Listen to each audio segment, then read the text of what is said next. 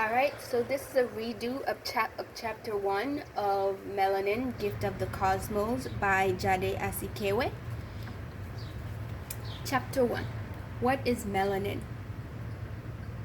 Most people know melanin only as its physical manifestation, as it is the presence of melanin within a person that determines how light or dark their skin tone is. However, it is also much more. It is the dark matter present in every being in the universe, existing on even a cellular level. It is the core unit of existence with the power to emit and absorb energy. It also improves digestive function, vision, and the inner workings of the brain. Produced by the pineal gland, it is still found in every organ in the human body, flowing through the blood and being present in every subatomic particle of the body. The purest form of melanin is black because it absorbs all colors. It is found in the eyes, hair, and skin of people of African descent in varying degrees. The darker that the melanin is, the more concentrated it has taken form. Melanin, what does it mean? Melanin, like most words, can be broken down into its origin to form an understanding of the full term. The first part of the word mel is derived from the Greek word melano, which means black. Anin is derived from the word amine, which describes a functional group with a nitrogen base and additional hydrocarbons. Therefore, melanin means black amine, like alchemy or chemistry. These are all terms that derives from that name itself, such as melanin. This definition makes sense because melanin is black in its purest form. This is because melanin works like any other thing seen by the human eye. For the human eye to see color, it is captured as reflections from light. Only when light is reflected from the surface of an object or a being will there be color. When a surface has no color and reflects no light, it appears black in color. Melanin cells, when in their purest form, have absorbed a large amount of energy. Since melanin never loses that energy, once it becomes pure, it will always remain black. Now it has been described that melanin is black in its purest form, but what about when it is pure? Melanin is a pigment. As a pigment, it has varying shades that can exist in the human body. Melanin can be tinted anywhere on the spectrum from yellow to pure black. It is most often yellow tinted in Caucasian and Asian people and exists in its purest form in those with a dark skin color and a rich African heritage. So all of you who look at your skin, all of you who are of African descent and you look at that dark skin, think of it as your gold. Not something to get rid of, but something to maintain and protect. All right, let's continue. About pineal and melanin. Pineal and melanin is the actual science that each one of us should be focusing on, but because of the distraction of science in the outer world, we lose focus of the real science, which happens to be learning about the melanin. Interestingly, melanin absorbs all type of energy such as sunlight, electromagnetic, music heard by the human ear, and sounds the human hear. Pardon me, let's try that again. Interestingly, melanin absorbs all type of energy such as sunlight, electromagnetic, music heard by the human ear, and sounds the human ear cannot hear. Phone waves, radio waves, radar, computer radiation, X-ray, cosmic rays, ultraviolet rays, heat waves, microwaves, etc., to name a few. Very similar to the expression, you are what you eat and listen to. Melanin uses the energy in the entire universe, such as water energy, earth, moon, sun, galaxy, cycles of planets, cycles of minerals, etc. To name a few here again, because there's so many other things that melanin is correlated to. On the molecular level, the melanin particles called electrons, protons, neutrons, and solitons rearrange their orbit. This is called resonance. In other words, the melanin particles vibrate and rearrange themselves to fill the weak, low energy sites. Resonance causes a particle to move. This movement causes a small gap. The low energy site and the other particles rearrange themselves to double bond shift, fill the gap. Melanin is a natural chemical that makes black people's skin black. It is present in black people's bodies, skin, cells, nerves, brain, muscles, bones, reproductive and digestive systems, and all bodily function in a higher amount than all other races. Melanin is a biological active substance of various size cells. It is made of nutrients such as indoles, histamines, phenylalanine, catecholamines, norepinephrine, epinephrine, dopamine, etc., to name a few here again, and the amino acid tyrosine. Melanin is made of various attached parts called chains, which are linked to unsaturated carbon. Saturated carbon-carbon, carbon-nitrogen, organometallic ether, to name a few. Peroxides and quinine, which are brown to black in color. Chemicals such as flavin, pitridines, flavonoid, nattoquinone, polycyclic quinone, anthraquinone, phenolxazine convert into melanin. These are various attached cells or attached chain cells that are linked to unsaturated carbon or in other carbon, as I just mentioned here. The color of melanin appears as black because it is absorbing all colors. Once the color enters the melanin, it cannot escape. Melanin is concentrated colors. It is a cellular black hole, similarly to the black holes in outer space. The human eye only sees colors that are reflected away from an object. If an object appears black in color, that means that the object is absorbing all colors except black. Black is reflected away from the object, consequently. You see black. Black is a pigment color that makes carbon black in appearance. So, to summarize this, all colors came from black. Black is a color of itself, but any other colors is a color that is a derivative of black. Just a footnote here. Melanin on a scientific level. Melanin is synthesized by the body when the chemical L3,4 dihydroxyphenylalanine is catalyzed by tyrosine. The amino acid tyrosine is the key to this process. Tyrosine is both produced by the body and can be supplemented with pills or naturally by increasing the intake of certain food. It is found in unique cells called melanocytes. Inside these melanocytes are vesicles called melanosomes, where tiny granules of the pigment melanin can be found. Over time, the melanosomes detach themselves from the melanocytes, moving through the body into other cells as well, eventually making their way to the epidermal cells. These are the cells found in the two topmost layers of your skin, and the concentration and distribution of the melanin pigment determines how light or dark your skin appears. Melanin also absorbs light from a scientific viewpoint, but not in the same way that is known to exist in the cosmos.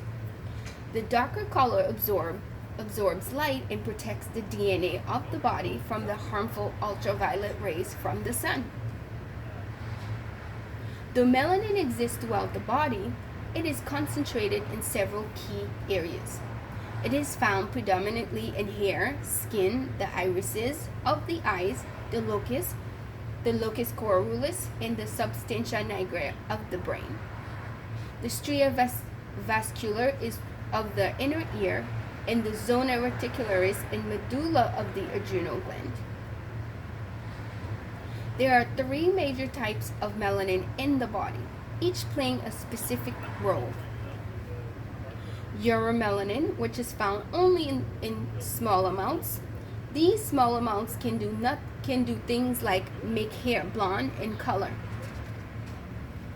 Pheomelanin, which is found in the skin and hair. This melanin may give red and pink colors to red-haired people. Though it is darker than euromelanin, it is not as protective against ultraviolet radiation. Neuromelanin, which is found throughout the brain. Deficiencies in neuromelanin may cause many types of neurological disorders. Though you may find scientists who ignore the incredible information that can be derived from an abundance of melanin, it cannot be denied that it exists all in the body of each person on the planet. It is necessary for most bodily functions, comes in 3 different forms. Let's read that again. It is necessary for most bodily functions, comes in 3 different forms, and must be present to help protect from cancer-causing ultraviolet radiation. The sun is not the enemy of the melanated being. Footnote. No, the sun is not. Melanin on a cosmic level. The scientific side of melanin has been established for many years, though for a long time scientists have believed it to be only a pigment to hair and skin color. The truth is that it plays many incredible roles in the body, but the scientific definition only begins to scratch the surface. Melanin can also be described as a spiritual energy. It is incredibly powerful because while it can absorb light from all sides of the spectrum, it does not reflect much light. One way to think of melanin is as a partially charged battery. There you go, partially charged battery, 50-50 charged battery. This battery is always ready to accept and store more electrical charges. These electrical charges are energy which can be created by focusing on and then storing things like sound and light. There are 4 primary types of melanin that exist on a universal level. This includes planetary, cosmic, plant life in the form of chlorophyll, including fungi and bacteria, and the animal kingdom, which we are part of. As someone of African descent, you have rich melanin sources that exist in pure to near pure form. In modern times, the larger amount of melanin found in Africans was not known about until the Vietnam War.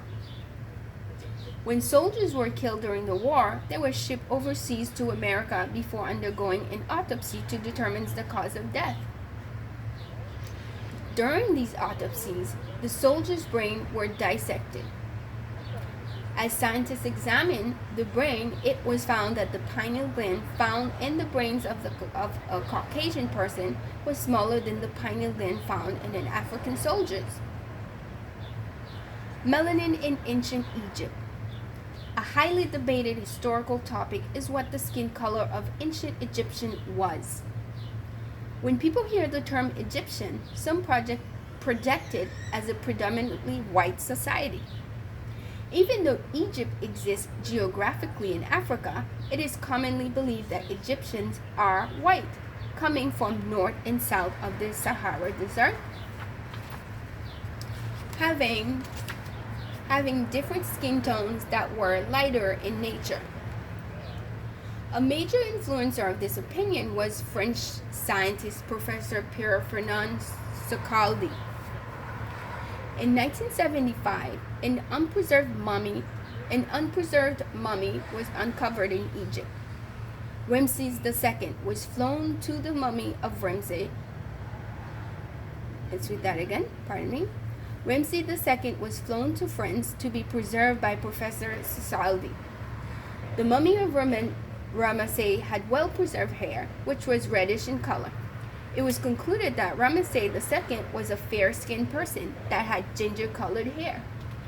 This discovery of this pigmentation heavily influenced the opinions of many scientists during the time, especially since there was not yet data that could disprove it. However, another theory in 2008 described the Egyptians as an incredibly diverse race, with its inhabitants coming from all over Africa. This would explain why the pigmentation of Ramesses II was not representative of the entire race of ancient Egypt. Later in the 1970s, a group of scientists developed the Black Egyptian hypothesis. This hypothesis has since been adopted in the Afrocentric belief system, stating that ancient Egypt was a society predominantly made of melanated individuals.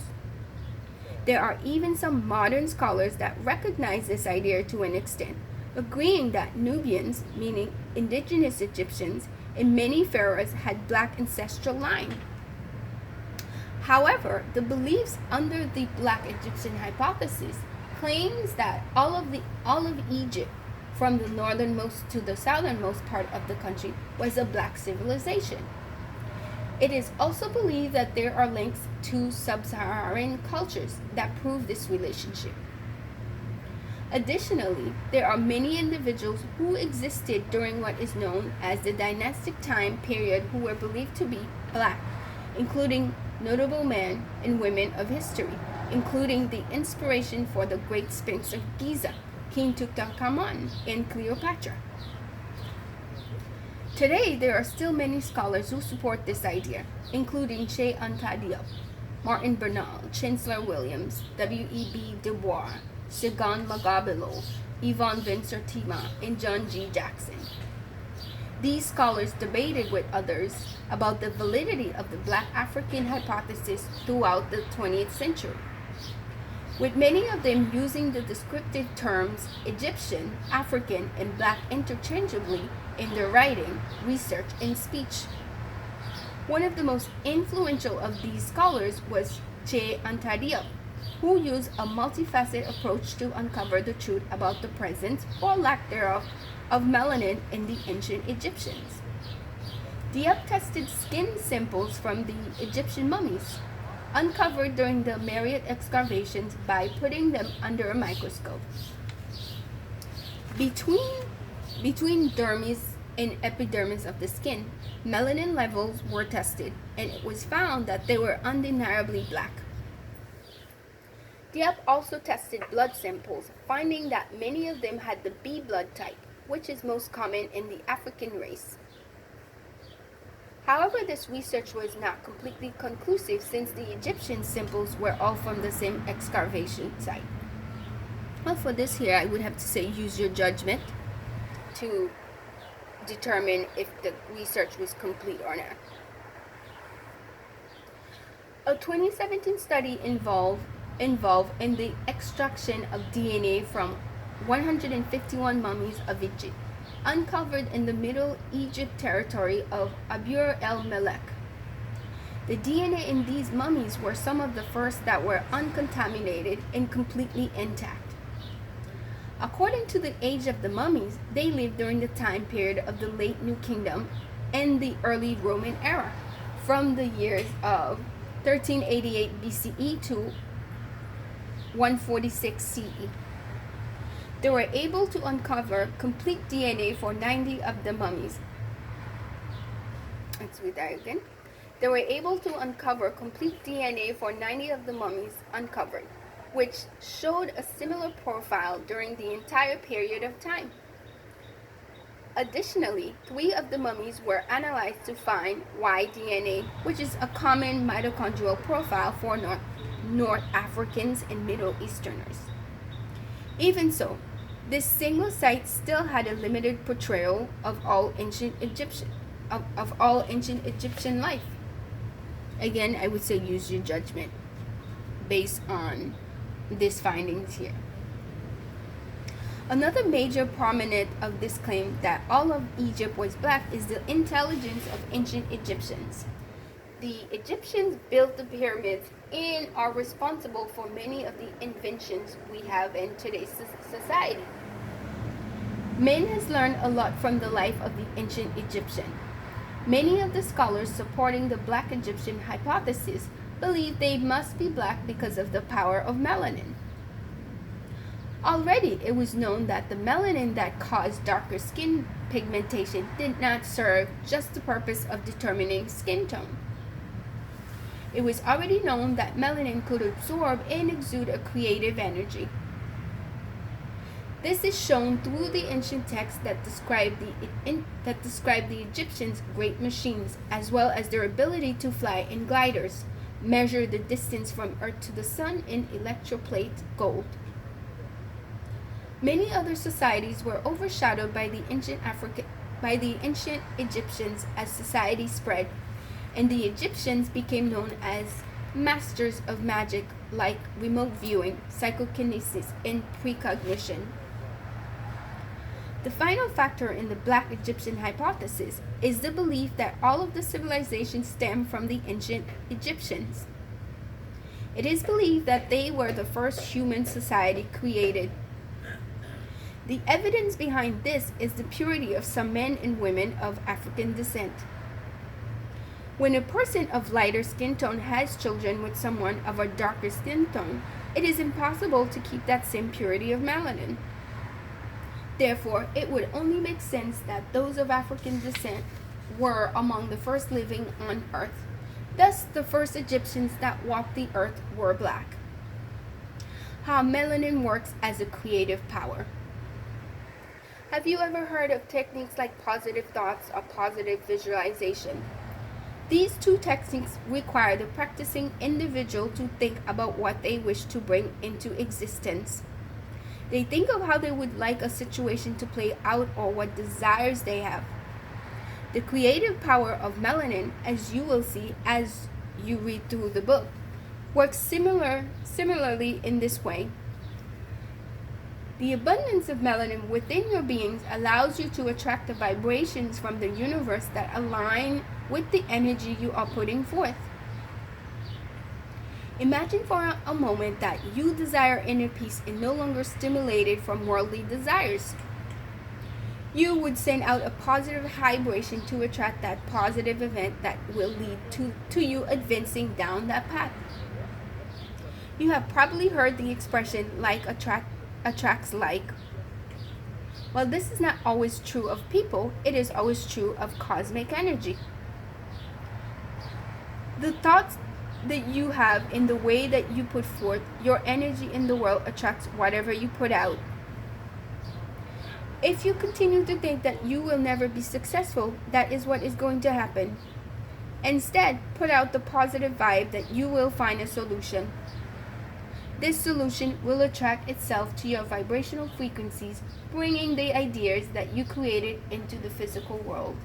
And this is the end of chapter 1.